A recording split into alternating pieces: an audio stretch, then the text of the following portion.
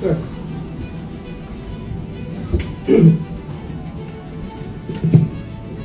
So I would reiterate my motion. The Can you motion restate the motion you made earlier while the Senate was sitting in plenary session? Yes, Mr. President. In the spirit of true action, therefore, allow me to end by moving. I respectfully move that in view of its constitutional infirmities and question on the jurisdiction and authority of the 20th Congress, the verified impeachment complaint against Vice President Sara Zimmerman Duterte be dismissed. I so move, Mr. President. Mr. Presiding Officer.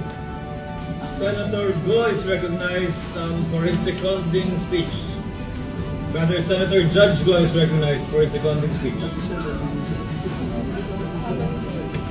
Mr. Presiding Officer, I just wish to give my remarks and second the motion of Senator Judge Bato de la Rosa.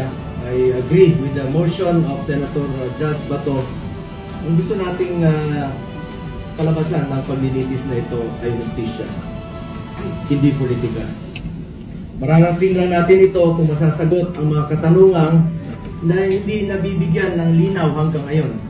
Kung kaya't sana naman pag-aralan natin ito ng mabuti. Tama na hindi dapat ito patagalin, pero hindi rin dapat ito madaliin.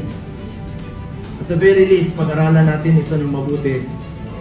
Baka naman maaari natin itong ibalik o i-remand muna natin. Tama naman po ang accountability. Huwag lang pong politika rin.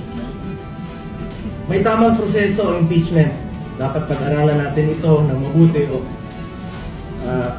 under Article 11, Section 3 of the 1987 Constitution, a verified complaint for impeachment may be filed by any member of the House of Representatives or by any citizen upon a resolution or endorsement by any member then. It shall be included in the order of business within 10 days and referred to the proper committee within 3 session days thereafter. On December 2, 2024, the first impeachment complaint endorsed by members of the House of Representatives was filed before the Secretary General of the lower house. Second and third impeachment complaints were filed in the succeeding days, duly endorsed by members of the House. Under Section 3 of the House Rules of Procedure in Impeachment Proceedings, a verified complaint for impeachment shall be filed with the Office of the Secretary General and immediately referred to the Speaker. Despite this rule, Mr. Presiding Officer, the 3 impeachment complaints filed were never referred to the Office of the Speaker. Instead, a 4th verified impeachment complaint signed by more than 200 congressmen, which now constitutes the articles of impeachment, was transmitted to the Senate. This brings into question the legality of such move, when the Constitution provides that no impeachment proceeding shall be initiated against the same official more than once within a period of 1 year.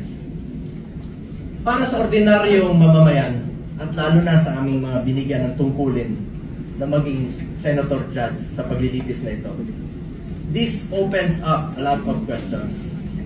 At ang iniiwasan natin ay yung magpapasya tayo sa isang bagay na makakaapekto sa buhay ng bawat Pilipino. Makakaapekto sa trabaho natin na makatulong sa tao. Tapos hindi naman pala dumaan sa tamang proseso. Yes, we are Senator Judges tasked to decide on this matter, and we took an oath to be impartial. But this matter, whether it went through the right process or not, should be first decided upon and settled with no question prior to that. We are all for accountability. In fact, maganda nga sana mapakita ng accused at ng accusers kung may ebidensya ba o wala. Pero bilang mga mababatas, dapat siguraduhin alinsunod ito sa batas at tamang proseso. Dapat hindi na circumvent ang batas. Dapat nasunod ang due process at ang rules Hindi pwedeng shortcut.